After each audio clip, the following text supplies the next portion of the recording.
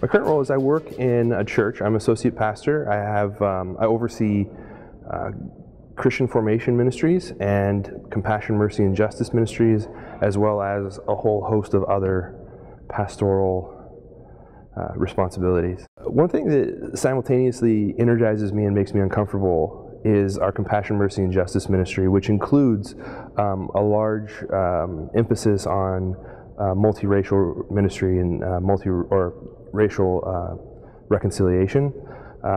My church is predominantly an Asian American church. It's about 98% Asian American, and so I step in from the time I started there. I stepped in and I found myself as the minority.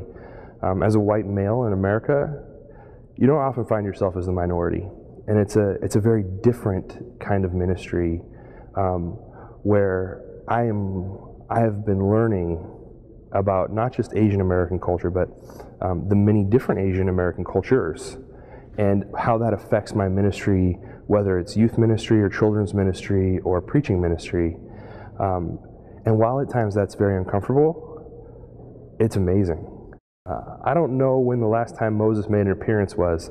It might have been in chapel, the day that I saw him, but there used to be a statue of Moses here at the seminary that went back to, had its origins in Gordon Divinity School.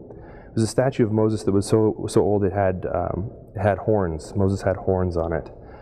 And it was falling apart. And Moses was something that would be kept in hiding for a very long period of time.